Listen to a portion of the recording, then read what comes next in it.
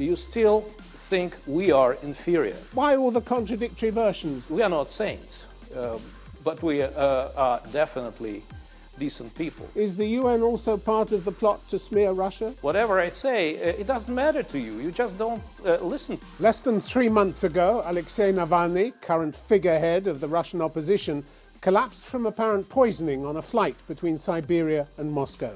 German doctors who treated him later said he'd ingested the nerve agent Novichok. The Kremlin has denied any involvement, accusing the West of mounting Russophobia.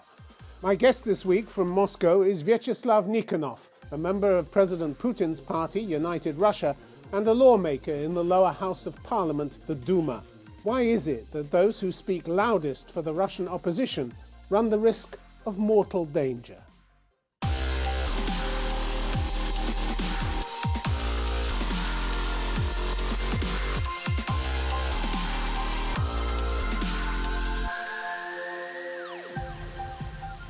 Vyacheslav Nikonov, welcome to Conflict Zone. Let's talk, if we may, first of all about the opposition figurehead Alexei Navalny, who fell ill in August on an internal Russian flight. Germany, which ended up treating him, said it was beyond doubt he was poisoned with one of the Novichok class of nerve agents developed in the Soviet Union. The Kremlin denies any role in this. If it wasn't them, who do you think it was? Well, I have many questions about that. Actually, I don't think much about Navalny anyway. Do you remember Angela Davis? She was one of the leaders of the American Communist Party back in the old Soviet days, and she was the most important American in the Soviet Union, since she was the head of the Communist Party. Of course, no one in the United States knew anything about Angela Davis, or not much. So Navalny is an Angela Davis, first place. We had for Russian electorate, I'm sorry, we had a barrage of explanations and counter-accusations about what happened to him. Mr. Putin apparently... As for the accusations, I actually have a few questions to the German side. Question number one, what do you mean by Novichok? What I know from those guys who worked on this gas, it is a binary gas. Yes? It is composed of two components, two liquids, each of which is not poisonous. Two of them. Of course, if you drink a few liters of one of those liquids, you can get some stomachache. This is a problem. It becomes a poisonous nerve gas capable of killing hundreds of thousands of people when these two components are combined by an explosion in a bomb. Mr. Nikonov, so could we just stay with what happened? Could we just stay with what happened? Because we received a bewildering barrage of explanations and counter-accusations. Mr. Putin told Emmanuel Macron apparently that Navalny may have poisoned himself. His spokesman, Dmitry Peskov, the president, said Navalny was working with the CIA. He didn't offer any proof on that. And the head of your foreign intelligence service, Sergei Narishkin, citing so-called indirect information, said Western security services had discussed the issue of a sacrificial victim from among the leaders of Russian opposition, so implying that it was the West that had tried to bump him off. Again, no proof of it, no facts, no evidence. But why all the contradictory versions coming from the Russian side? Well, we do not have any versions at this point. First of all, we'd like to know what kind of, poisoning substance was there.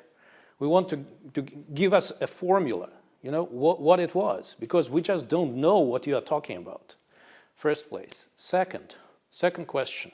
When this guy Skripal was poisoned in Salisbury, they pretended it's a very serious stuff.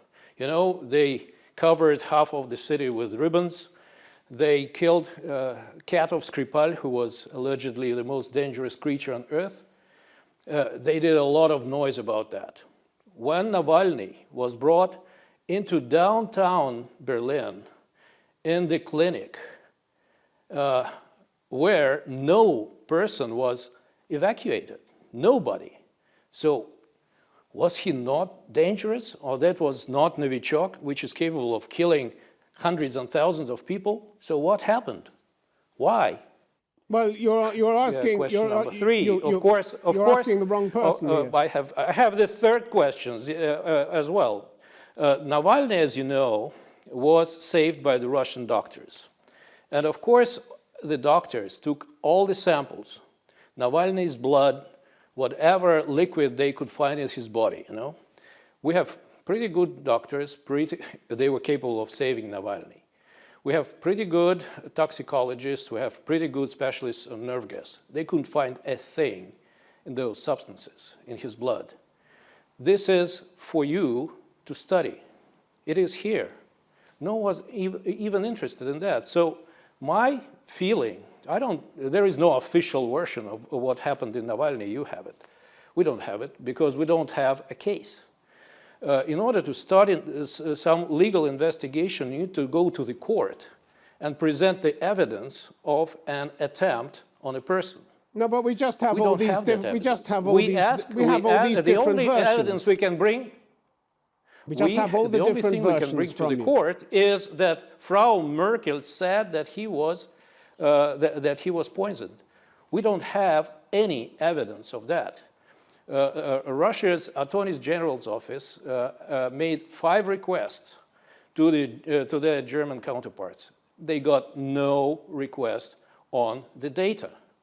Just request that they have data from the military.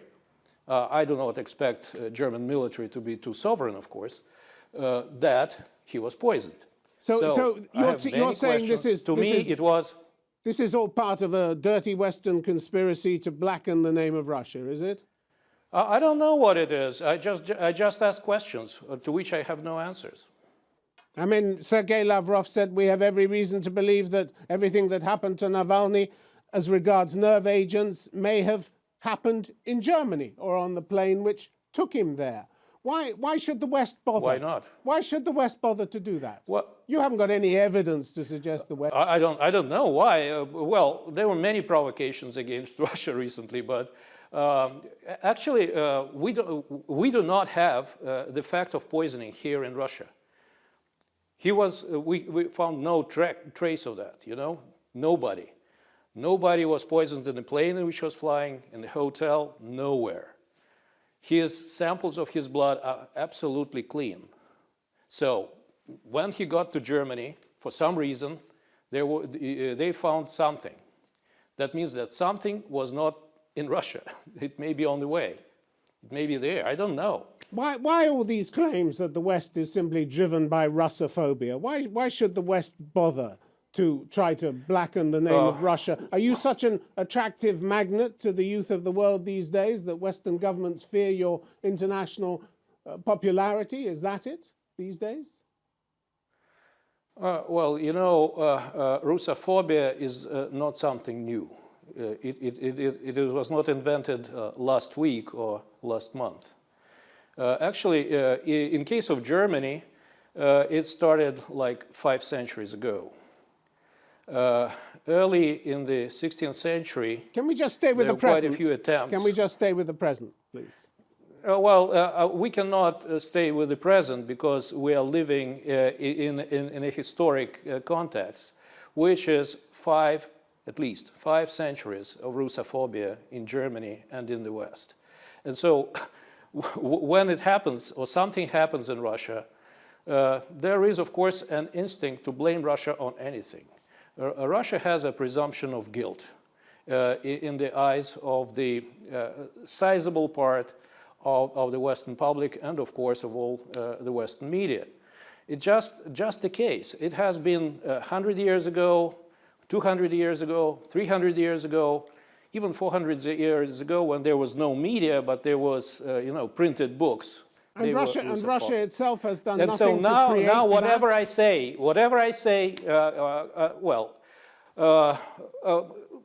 there is always some truth in propaganda. Otherwise, it won't work. But as I look at the Western propaganda, it's becoming more and more substanceless. There is no substance in it.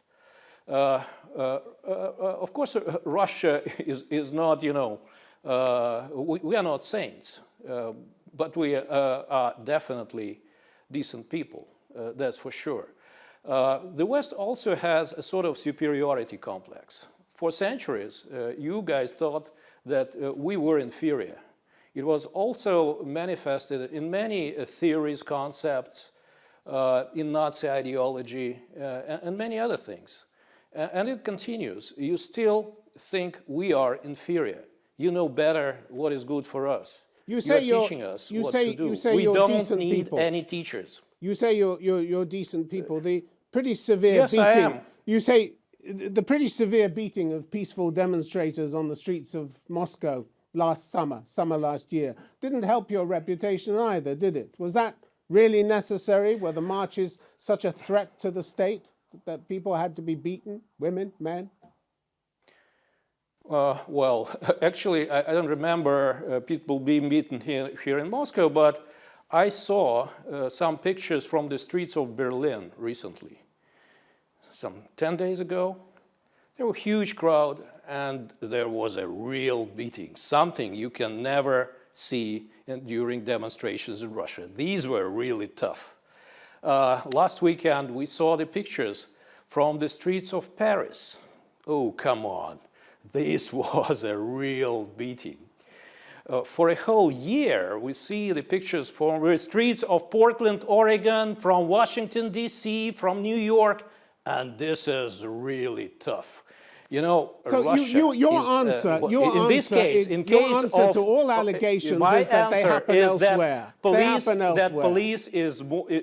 The police is always using the same methods, but Russian police is much more civilized than German, French, or American, as I see it on television.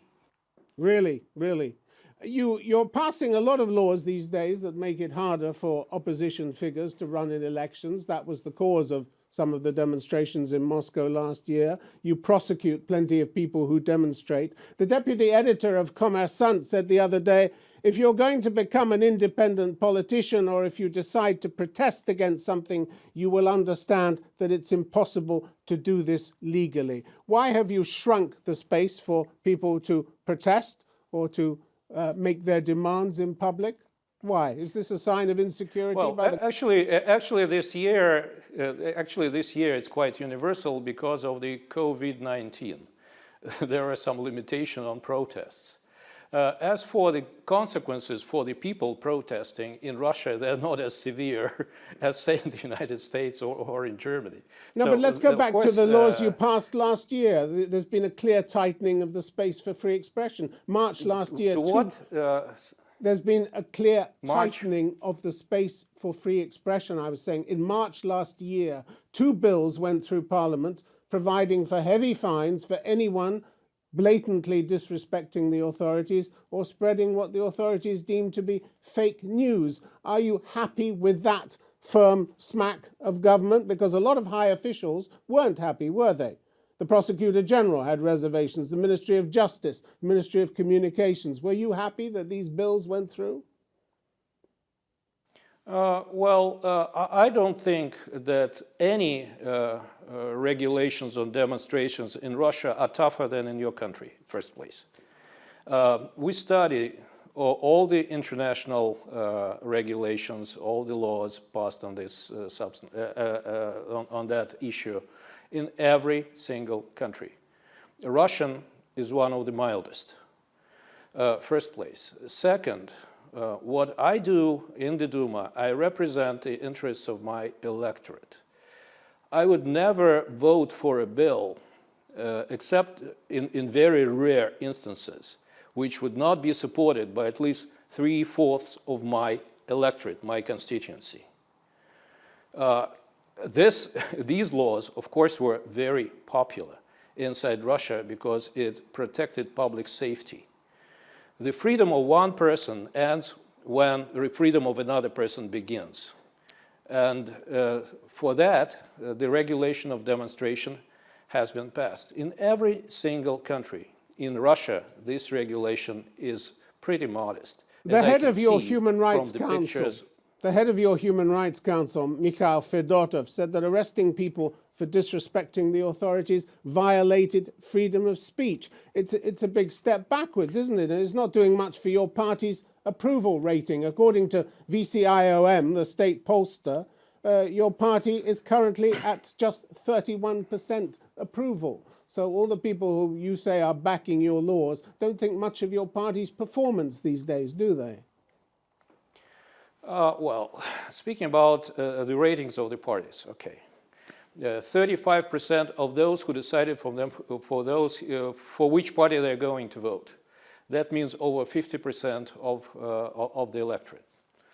You know, we have quite a structured electoral system with more than 50% supporting the United Russia, with like 15 to 20% supporting the communists, the same for the nationalists, like 10% for the socialists, and less than 10% for the liberals, which are too liberal to unite. If they lose the elections, if they're not popular, it's their fault. They cannot unite, you cannot provide agenda, they cannot position themselves as a Russian political force. As Navalny cannot present himself as a Russian politician. He's much more popular in Germany than he is in Russia. His rating never exceeded 2%. And I think whatever well, his rating, according to Levada, is about now United 20%. Russia. As for 20%. Levada says his rating is 20% at the moment.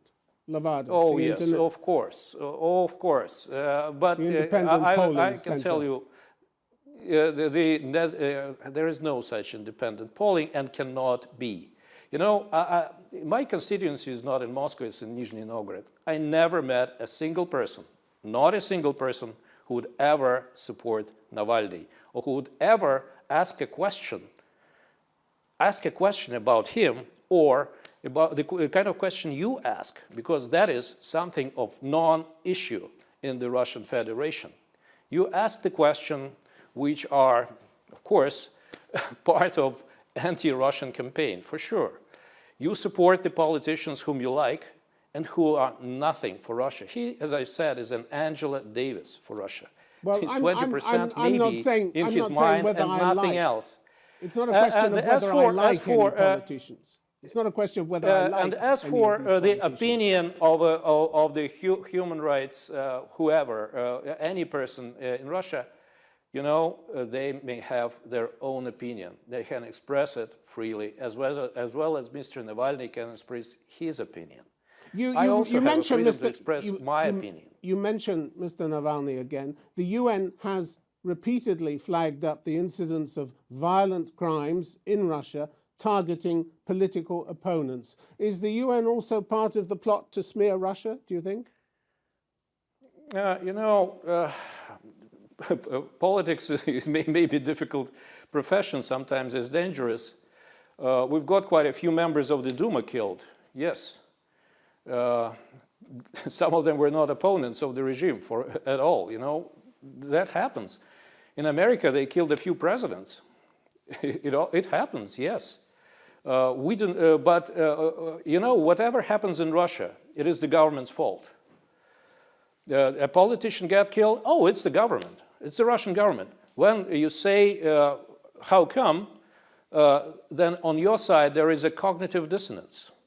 You just cannot understand. You know, in general, sometimes you are just talking to the wall in the West. So you're a much misunderstood country. Russia is not country. evil. There is a cognitive dissonance on the side. Oh, Russia is evil. Of course it is. Because for 5 centuries we were told that it is evil. How can it be not evil? Mr. Nikonov, in August 2018... As I've said, we have a presumption of guilt, which is in your eyes. Mr. Nikonov, in August 2018, the UN Committee Against Torture, on which you currently have a representative, complained about what it called the lack of effective investigation into the killings of Anna Politkovskaya and Natalia Estemirova, and expressed concern at reported cases of harassment, abduction, arbitrary detention, torture, ill treatment, and killings of human rights defenders, lawyers, journalists, and political opponents in Russia. But you don't share the UN's concern about that, do you? You think they just made it up? You think it's just one more smear of Russia? I've heard of some instances which may be considered to be a wrong investigation, but investigators are doing their best. In any case, whether it's whoever, it doesn't matter who gets murdered. You know, by the way, most of the cases of political murders in Russia have been investigated. And as you may know, many people already are in jail in many cases, including Nemtsov and others. So there are political killings all over the world. You know, some of them are absolutely notorious, like, for example, Khashoggi. You remember this Saudi journalist from the Washington Post? Can we stay with Russia? Can we stay with Russia? This was really bad. You know, there are some politicians are also. We are living in the world, you know, where bad things are happening. Americans, by the way, killed over 1 million people in Iraq. Over 1 million. They killed 5 million people. Well, we talk to America what America's done, but you're not responsible for America. A few 100,000 people in Afghanistan, hundreds and thousands of people, millions of people. Mr. Nikonov, do you investigate those cases? Yes. Do you investigate those cases? Yes. Do you cover those? We ask the same questions. All right. And we ask the same questions of everybody. What about torture? What about tortures in Guantanamo? Yes. What about tortures in Abu Ghraib? Do you prosecute those people? Mr. Nikonov, according to the UN, Russia has been spreading plenty of fear in Crimea since you annexed that in 2014. That report by the Committee Against Torture in 2018 noted persistent human rights violations there, including abductions, arbitrary detentions, enforced disappearances, torture, ill treatment, extrajudicial killings. Proud record, or just one more slur on Moscow's reputation? First of all, what do you mean by the United Nations?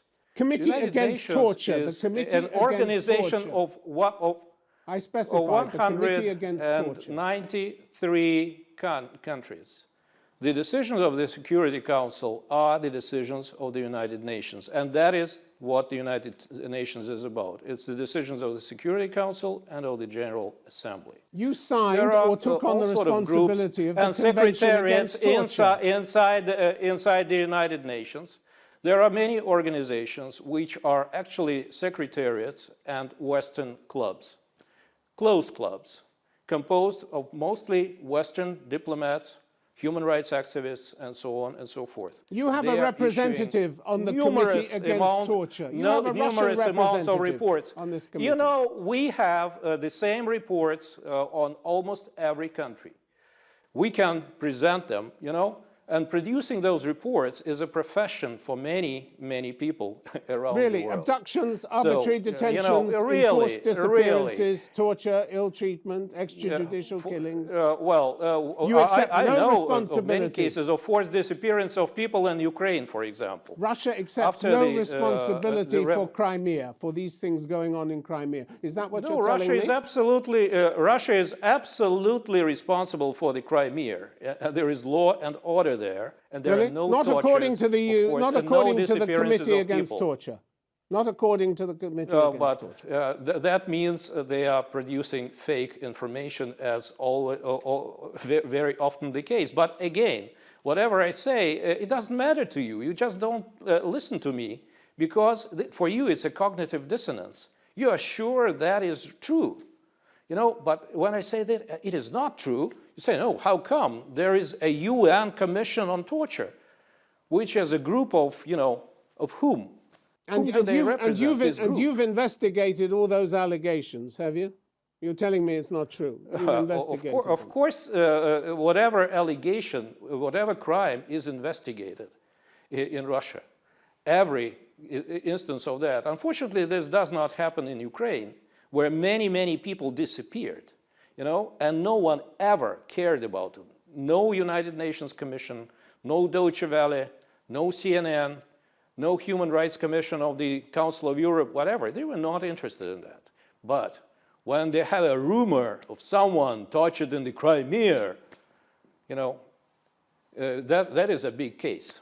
In my mind, it's a fake. I know the Crimea very well. I visited many times. I know what happened there. There were really threats to the people before that, but the situation in the Crimea, including the Crimean Tatars, is much better than it used to be. And we're running out of time. These charges are in the public sphere, and this was my opportunity to put them to you. We have your answers. Thank you very much for being on the program and giving us your views. Thank you.